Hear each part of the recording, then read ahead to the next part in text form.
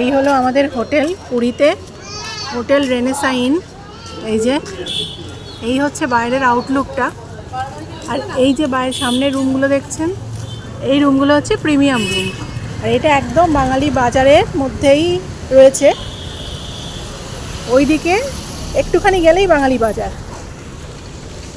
এই হচ্ছে হোটেল, আর ওইদিকে হচ্ছে বাঙালি বাজার, আর ওই রাস্তা দিয়ে আপনি মন্দির যেতে পারবেন। এখানেই আপনি অটো টোটো স্ট্যান্ড পেয়ে যাবেন। এই হলো আমার পুরী হোটেলের সুইট রুম।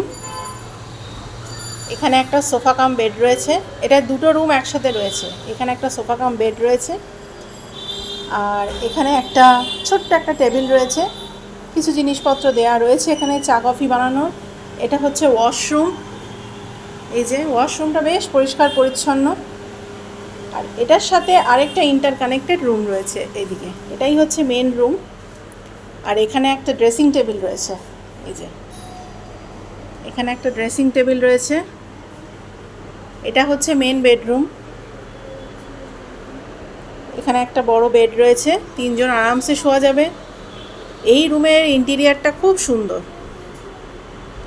উপরে ফ্যান রয়েছে, দুদিকে দুটো টেবিল রয়েছে, বেড সাইড টেবিল। এই যে ফ্লোরটাও বেশ পরিষ্কার পরিচ্ছন্ন, ওভারঅল রুমটাই পরিষ্কার পরিচ্ছন্ন। আর এখানে একটা টিভি ক্যাবিনেট রয়েছে। এই যে একটা বড় টিভি রয়েছে, এখানে রয়েছে একটা এসি, একটা ওয়ার্ড্রব রয়েছে, নিচে একটা মিনি ফ্রিজ রয়েছে। তবে এই রুমটার একটাই মাইনাস পয়েন্ট হচ্ছে দুটো উইন্ডো রয়েছে, ওদিকে একটা এদিকে একটা, কিন্তু এতটাই ছোট আর খোলা না খোলা সমান। আর দুটো চেয়ার রয়েছে, যে আমার ছানা বসে রয়েছে চেয়ারে।